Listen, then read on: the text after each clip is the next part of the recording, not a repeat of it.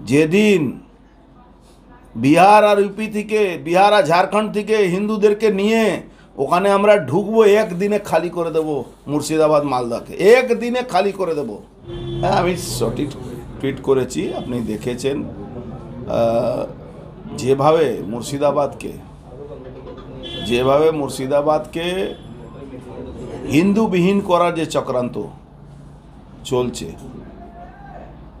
যেভাবে পুলিশকে সঙ্গে নিয়ে দুজনকে কুপিয়ে খুন করে দেওয়া হয়েছে, 4 ঘন্টা পরে পুলিশ গেছে ওখানে, আর পুলিশ কর্তারা বড় বড় লম্বা লম্বা কথা বলছে। হিন্দু পরিবার, সনাতনী মেয়েরা, বাচ্চারা নৌকা পার করে মালদা দিকে পলায়ন করছে, মুর্শিদাবাদ থেকে পলায়ন করছে। আপনি আরও একটা আমার কাছে ভিডিও এসছে, সেটাও আমি টুইট করছি।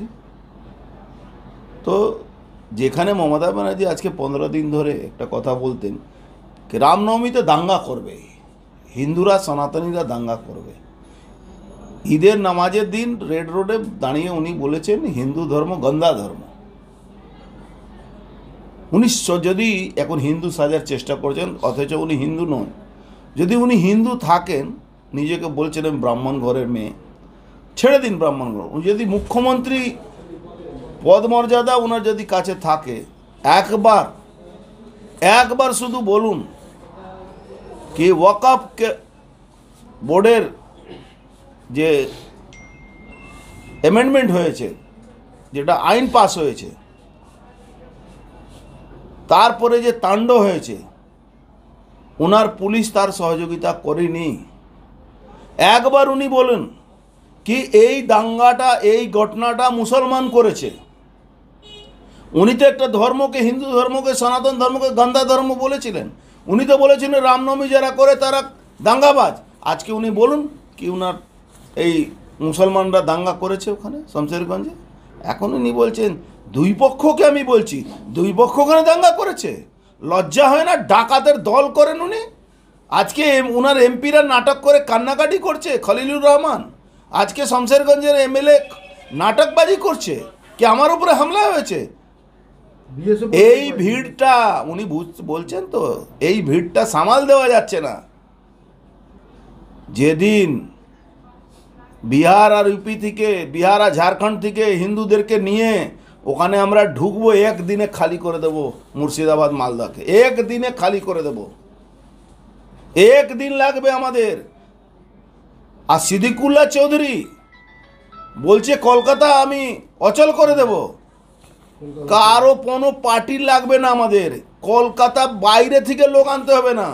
কলকাতা হিন্দু ছেলেদের যেরকম 1946-এ গোপাল মুখার্জি পুরো বুঝিয়ে দিয়েছিল, তখন ত্রাহিমাম হতে হয়েছিল এই মুসলমানদেরকে, 10,000 হিন্দুকে কাটার পরে, সেটা আমরা বুঝিয়ে দেব।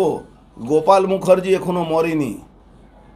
বাংলা বাইরে থেকে লোক এনে কলকাতাকে মুক্ত করাতে হবে না, আমরা নিজে করিয়ে দেব ওখানে কলকাতার লোককে সঙ্গে নিয়ে। মমতা ব্যানার্জি খেলা করছেন, অভিষেক ব্যানার্জি ওখানে লম্বা লম্বা ভাষণ দিচ্ছেন, সংস্কৃতি আর কৃষ্টি কথা বলছেন। বাংলা সংস্কৃতি রয়ে গেছে। বাংলা সংস্কৃতিকে নষ্ট করা যদি মূল কেউ থাকে, তার নাম মমতা ব্যানার্জি।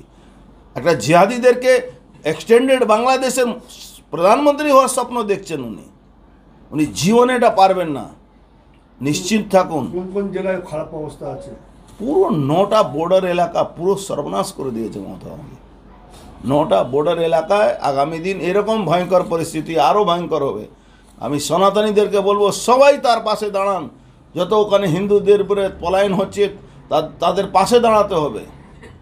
কোন জেলায় এরকম উপদ্রুত হয়ে রয়েছে? মুর্শিদাবাদ, জঙ্গিপুর, নদিয়া, সাউথ 24 পরগনা, নর্থ 24 পরগনা, বহু জায়গা, মালদা কিছু অংশ, সব জায়গায় কী অবস্থা আছে। পুরো বর্ডার এলাকাটাকে তছনছ করে দেওয়া হয়েছে। কালকে বিএসএফ রক্ষা পায়নি, বিএসএফকে ঢিল ছোড়া। আমি বুঝতে পারছি না, বিএসএফ হাতে চুড়ি পড়েছে? বিএসএফ কি হাতে চুড়ি পড়েছে? বিএসএফ লাঠি দিয়ে উপর থেকে পাথর নামাচ্ছে, পিটিয়ে পাথর নামাতে হবে। মানুষকে রক্ষা করার জন্য দায়িত্ব দিয়েছে বর্ডার সিকিউরিটি ফোর্স, এই বর্ডার এলাকা আছে, 50 কিলোমিটার তোমার এখতিয়ার আছে, সেটা পালন করা দরকার আছে। হিন্দুরা মরলে মমতা ব্যানার্জি খুশি হবে, উনি নিজেকে হিন্দু বলেন, নিজেকে সনাতনী বলেন, উনি সনাতনী হতেই পারেন না। একটা মুখ্যমন্ত্রী সংবিধানের শপথ নিয়ে সনাতনী হিন্দুদের উপরে ডোজার চালাচ্ছেন, রোড রোলার চালাচ্ছেন, তা সবাই বাংলার মানুষ দেখছে। রাজ্যপালের ভূমিকা কি? এখন রাজ্যপালের ভূমিকা আমি তো কোথাও দেখতে পাচ্ছি না। লিডার অফ অপোজিশন কোর্টে গেছিলেন, কোর্ট থেকে পারমিশন হয়েছে, আমি থ্যাঙ্কস টু হাইকোর্ট, তারা সংজ্ঞান নিয়েছে, অর্ডার করেছে, কিন্তু আরও কড়াভাবে একটা অর্ডার দরকার আছে, যেখানে যেই উপদ্রব করবে শ্যুট অ্যান্ড সাইটের অর্ডার করে দিন, 1 দিন লাগবে। আজকে রেলওয়ে কেন শ্যুট অ্যান্ড সাইটের অর্ডার করছে না? সম্পত্তি নষ্ট হচ্ছে। আমরা তো ছোটোবেলা থেকে দেখেছি রেলের সম্পত্তি এই কাকিনাড়াতে যে লুট করতে আসো শ্যুট অ্যান্ড সাইট করে দিত, দেখেই গুলি মেরে দিত। কেন করছে না? বাংলা সনাতনীদেরকে ছেড়ে দেওয়া হয়েছে কি তোমরা মরো? আমরা মরবো না, আমরা মারবো। সময় এসে গেছে, সবাইকে সংগঠিত হতে হবে। যেটা বাংলাদেশের দিকে কি এগোচ্ছে সেরকম পরিস্থিতি বাংলাদেশ হয়ে গেছে, পশ্চিমবাংলা। এটা বাঙালি হিন্দু যারা আছেন তাদেরকে বুঝতে হবে। বাংলাদেশ থেকে আপনি পালিয়ে এসছেন, এবার কোথায় পালিয়ে যাবেন? আমরা তো বারবার বলছি এক্সটেন্ডেড বাংলাদেশ করার নাটক করছেন মমতা ব্যানার্জি। যেভাবে কালকে দেখা গেল করে দোকানপাট বাংলাদেশে যেমন করে হয়েছিল, দোকানপাট সেই রকম। আচ্ছা, ওতে দেখে মনে হলো কোনো ইসলাম ধর্ম